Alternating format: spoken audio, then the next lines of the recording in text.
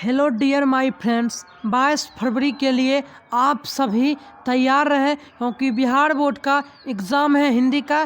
तो आप सभी तैयार रहिए। इसके लिए हम आपके लिए लेकर आए हैं आज हिंदी का टॉप 15 ऑब्जेक्टिव क्वेश्चंस लेकर आए हैं जो कि आपके बोर्ड एग्ज़ाम के लेवल से बहुत महत्वपूर्ण है। और हम मॉडल पेपर, इसी को हम मॉडल पेपर भी कहते हैं और मॉडल पेपर भी साथ में करेंगे। इसी से आपका क्वेश्चन जो भी बिहार बोर्ड में आपको हिंदी में क्वेश्चन आएगा 100 में 100 इसी से आएगा। और आज हम यही आपको बताने वाले हैं। एक तरह से मान के चलिए ये गैस ऑब्जेक्टिव भी है क्योंकि जो क्वेश्चन आज हम आपको कराने वाले हैं वो वेरी इंपॉर्टेंट क्वेश्चन है हिंदी का। तो चलिए सबसे पहले शुरुआत करते हैं। अगर चैनल पर नया तो सब्सक्राइब कर लीजिए, बाकी बेल आइकन को प्रेस कर लीजिए, आपके नोटिफिकेशन मोबाइल पर सबसे पहले जा सके।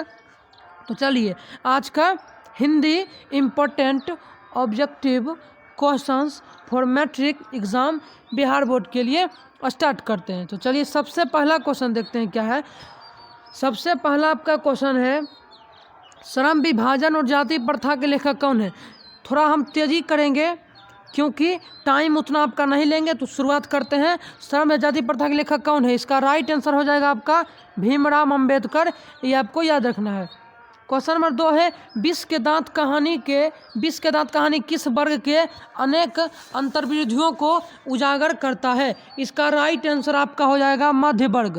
क्वेश्चन नंबर 3 है, मैक्स मुलर ने सर्वविधा संपदा और प्राकृतिक सौंदर्य से परिपूर्ण किस देश को माना है। मैक्स मुलर ने भारत को माना है संपदा और प्राकृतिक सौंदर्य से। किसको माना है? भारत को। चलिए अगला क्वेश्चन देखते हैं क्या है। अगला क्वेश्चन है आपका, नाखून क्यों बढ़ते हैं, इनमें से गद्य की कौन सी विधा है। नाखून ये ललित निबंध है, ये आपको याद रखना है। नाखून क्यों बढ़ते हैं ये ललित निबंध है। और क्वेश्चन नंबर 5 है, हिंदी भाषा की लिपि है। हिंदी भाषा की जो लिपि है उसको हम कहते हैं देवनागरी लिपि। क्वेश्चन नंबर है, बहादुर का पूरा नाम क्या था। तो बहादुर का पूरा नाम दिल बहादुर था। ये भी आपको याद रखना है। चलिए अगला क्वेश्चन चलते हैं। क्वेश्चन नंबर 7 है, परंपरा का मूल्यांकन किसकी कृति है। तो ये भी आपको रामविलास शर्मा की है। किसकी? परंपरा का मूल्यांकन रामविलास शर्मा की कृति है। क्वेश्चन नंबर 8 है, पंडित बिरजू महाराज किस कला से संबंधित है। पंडित बिरजू महाराज जो है नृत्य कला से संबंधित है। ये भी आपको याद रखना है। क्वेश्चन नंबर है, अबनियो कहाँ स्थित है। अबनियो कहाँ स्थित है? फ्रांस में अबनियो स्थित है। भी आपको याद रखना है। पिताजी ने बाजार से कितनी मछलियाँ खरीदी थी। तो पिताजी ने 3 मछलियाँ बाजार से खरीदी थी। इसका राइट आंसर आपका सी हो जाएगा। चलिए अगला क्वेश्चन देखते हैं क्या है। अगला क्वेश्चन है आपका, बिस्मिल्लाह खां प्रसिद्ध थे। बिस्मिल्लाह खां प्रसिद्ध थे शहनाई वादक के नाम से। गांधी जी को महात्मा की उपाधि किसने दी। तो रविन्द्रनाथ टैगोर। गांधी जी को महात्मा गांधी की उपाधि किसने दी? रविन्द्रनाथ टैगोर। सिख धर्म का प्रवर्तन किसने किया? गुरु नानक। सिख धर्म का प्रवर्तन किसने किया? गुरु नानक। चलिए अगला देखते हैं क्या है। इन मुसलमान हरिजन पे कोटिन हिंदू बाड़े किस कवि के लिए कहा गया है। इसका राइट आंसर आपका हो जाएगा रस खान हो जाएगा। चलिए क्वेश्चन नंबर देखते हैं, धनानंद जीवन नायक हो कुछ मौर्य पीढ़ हई परसों में किस कवि का नाम आया है। घनानंद का आया है। तो यह भी आपको याद रखना है। सब विदेशी वस्तु नर गति रिद लखात कछु न अब भारत में दशरथ। इसका राइट आंसर आपको हो जाएगा भारतीयता। चलिए अगला देखते हैं क्या है।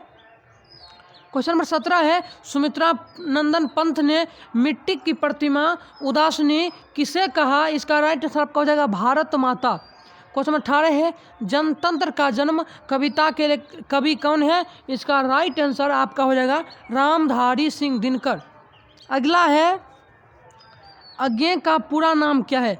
अज्ञे का पूरा नाम आपको बता दें सचितानंद हीरानंद बादशाह अज्ञे हैं। चलिए क्वेश्चन नंबर 20 क्या है, कुंवर नारायण ने बूढ़ा चौकीदार किसे कहा। तो कुंवर नारायण ने बूढ़ा चौकीदार वृक्ष को कहा। यह भी आपको याद रखना है। मेरी नींद के दौरान कुछ बढ़ गए पेड़। इसका राइट आंसर आपका हो जाएगा इंच। मेरी नींद के दौरान इंच कुछ पैर बढ़ गए थे। चलिए अगला देखते हैं क्या है। अगला क्वेश्चन नंबर 22 है, अक्षर ज्ञान कविता के किस स्तर का शिक्षण प्रक्रिया से संबंधित है? इसका राइट आंसर आपका प्रारंभिक शिक्षण प्रक्रिया। लौट कर आऊँगा फिर कविता में कभी एक बार फिर कहानी की लालसा करता है। इसका राइट आंसर आपका हो जाएगा डी, मातृभूमि बंगाल, यानी मातृभूमि बंगाल में। क्वेश्चन नंबर है 24, रेनर मरिया रिल्के द्वारा रचित कविता कौन है? मेरे बिना तुम प्रभु। चलिए अगला क्वेश्चन देखते हैं। मंगप्पा की बहू क्या बेचती थी? मंगप्पा की बहू क्या बेचती थी? तो मंगप्पा की दही बेचती थी।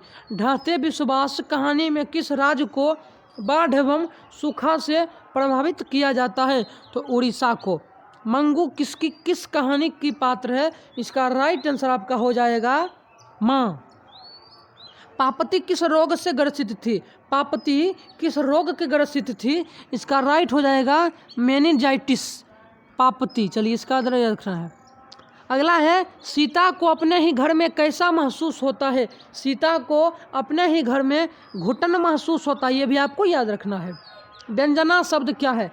व्यंजना शब्द क्या है? ये व्यंजना शब्द शक्ति है।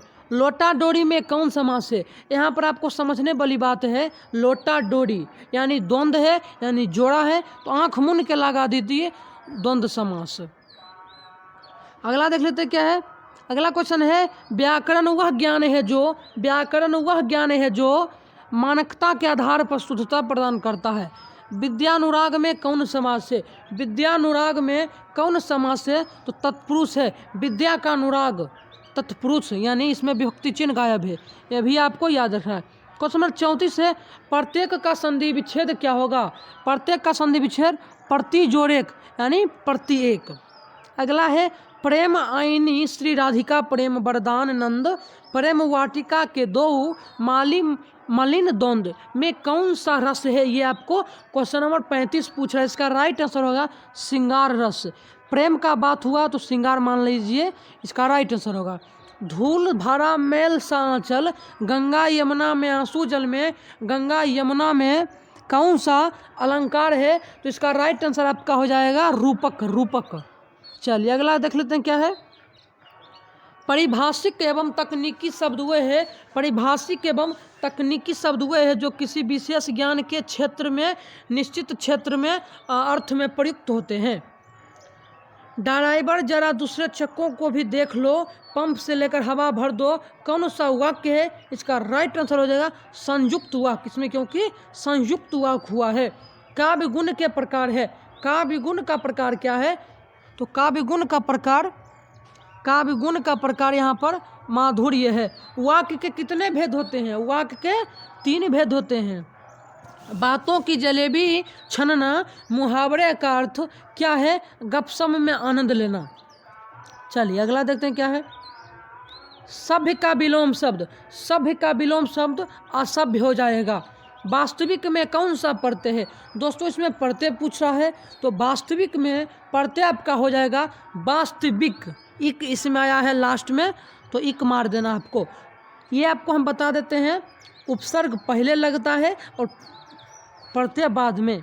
मनुष्य और आगे बढ़ा वाक्य में कौन सा काल है? मनुष्य और आगे बढ़ा वाक्य में भूतकाल है।